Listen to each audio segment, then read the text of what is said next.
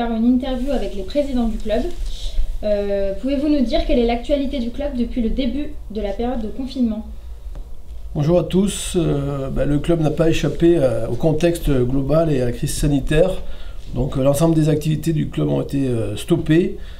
Toutes les compétitions ont été arrêtées, compétitions sportives, amateurs, nos équipes jeunes, mais aussi les compétitions pro.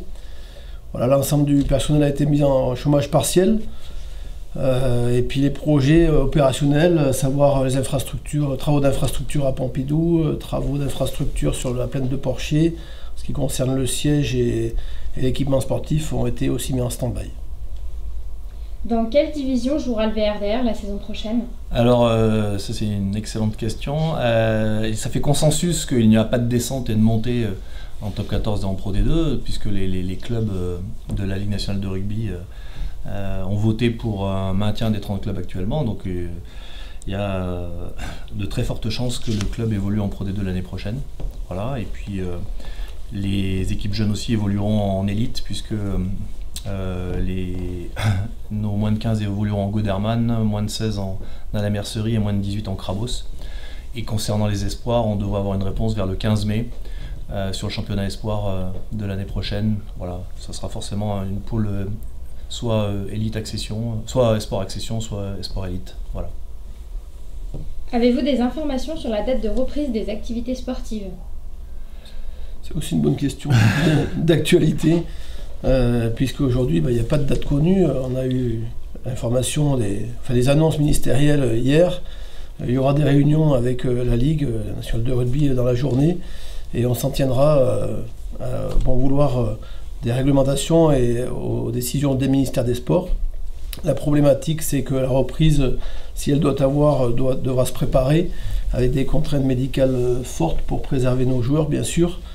De nombreux tests seront nécessaires pour leur permettre de reprendre l'entraînement. Ça sera une reprise progressive et une réathlétisation très longue, puisque après quasiment 2 mois d'absence de compétition, nos joueurs auront besoin de retrouver la condition et un travail de fond à refaire. Donc c'est 12-15 semaines, on verra avec les staffs médicaux, mais ça sera une période très longue. Voilà, ce qu'on peut dire, ce qui est sûr, c'est que il y a un arrêt de la saison 2019-2020, sauf à jouer à huis clos des phases finales au mois d'août. Mais voilà, donc ce qui a été annoncé hier, c'est un arrêt de l'ensemble des championnats du sport professionnel français. Donc on n'y échappera pas. Donc la saison est terminée. Maintenant, quand est-ce qu'on va rattaquer la nouvelle saison? Quand est-ce que nos joueurs vont pouvoir se réentraîner, etc. Combien de temps ils vont se réentraîner? Jean-Pierre l'a évoqué, on ne sait pas encore. Ça dépendra des décisions de la Ligue et des décisions aussi du corps médical. Vous pouvez nous dire comment vous préparez la saison prochaine dans ce contexte? On la prépare, on réfléchit beaucoup, c'est très compliqué. Sur le plan budgétaire déjà, on n'échappera pas à une baisse de budget comme tous les clubs professionnels sportifs, que ce soit du sport collectif ou des sports individuels. Il y a une crise économique, nos partenaires qui sont l'essentiel de notre budget vont subir effectivement cette crise et sont en train de subir cette crise de plein fouet. Donc on ne peut pas envisager de repartir sans une baisse budgétaire. Donc ça c'est le premier point, même si on compte sur nos partenaires pour nous accompagner, puisque le projet du club dépend d'eux. Aujourd'hui on a des partenaires, on a du réceptif avec des spectateurs, etc. Et puis on a aussi des droits télé. Donc on estime que nous sur la saison prochaine, l'ensemble de ces recettes vont malheureusement baisser, sensiblement baisser. Pour vous donner une idée, l'ensemble des clubs de rugby, des 30 clubs professionnels, envisagent une baisse budgétaire entre moins 15 et moins 50% de leur budget, donc ce qui est énorme. Nous, on se situera plutôt entre moins 15 et moins 20% du budget, tout en comptant fortement sur nos partenaires et les spectateurs pour nous accompagner tout au long de cette saison, parce qu'on a besoin de tout le monde. Ça, c'est le côté budgétaire. Après, sur le côté sportif, ce qui nous a manqué un petit peu cette saison, c'est il nous a manqué un petit peu de leadership sur les joueurs, de densité, de vitesse, d'expérience. Donc voilà, on est en train de recruter aujourd'hui des joueurs qui ont ce leadership, cette vitesse, cette expérience et cette densité selon les postes, effectivement, pour être encore compétitif l'année prochaine et défendre nos chances âprement de maintien en Pro D2. Sur le plan des jeunes, on continue notre projet de formation avec des jeunes qui jouent dans l'élite dès les moins de 14 ans, donc en Super Challenge, et puis en Goderman, à la Mercerie, Krabos. Les espoirs aussi jouent dans une catégorie élite, donc ça c'est important que les jeunes jouent dans des catégories nationales. Donc on continue cette politique de formation, et puis on va reprendre sur les jeunes, on va reprendre le sport-études de Briffaut, donc l'académie, que la Ligue de la Fédération Française de Rugby laisse à la fin du mois de juin 2020, donc on va reprendre cette activité-là. Et sur les infrastructures, on travaille aussi, le projet d'infrastructure à Pompidou et à Porcher continue. On a besoin d'un outil fort, d'un outil efficace, d'un outil pertinent pour se maintenir au haut niveau. Donc voilà, la saison elle s'envisage, on essaye d'être serein, on essaye d'être lucide aussi sur ce que malheureusement les conséquences du coronavirus et de la crise économique nous apporteront, mais le projet du club n'est pas remis en cause. Il sera juste un petit peu, on fait attention pour pas faire n'importe quoi dans un cadre compliqué. Et en parlant de projet, y a-t-il du nouveau sur le plan de développement d'Amiers 2024 ? Pour poursuivre dans la continuité de ce que vient de dire Laurent, bien sûr que le projet continue et il y a toujours. La présentation a été retardée de notre projet d'Amiers 2024, comme on l'a intitulé. Les réflexions et le travail de fond est mené. On s'appuie sur l'enquête qui avait été réalisée auprès d'un large public. On pourra le présenter, je pense, en début de saison, au plus tôt dès qu'on pourra. Toujours est-il, c'est que la volonté est toujours intacte de préserver et de pérenniser le club en Pro D2.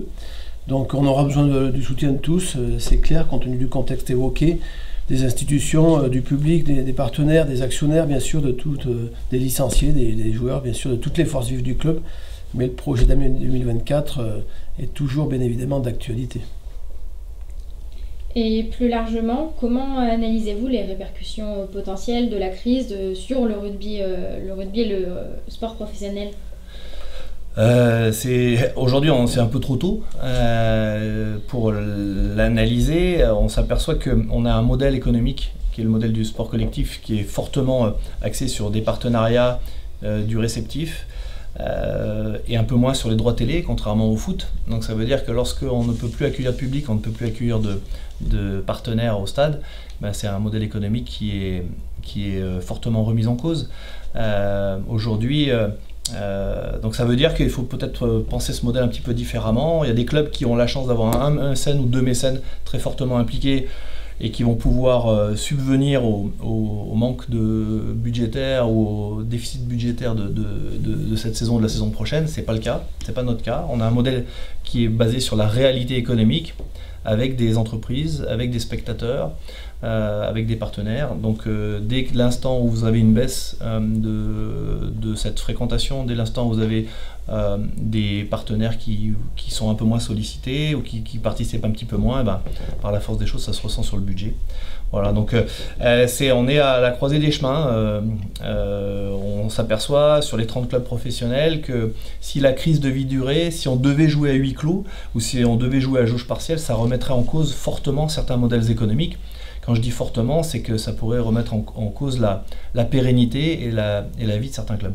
C'est pas notre cas, heureusement, mais bien évidemment on se pose des questions pour essayer de trouver des solutions pour développer encore plus le partenariat et pour qu'on ait un matelas suffisamment épais et confortable pour amortir les chutes s'il y en avait.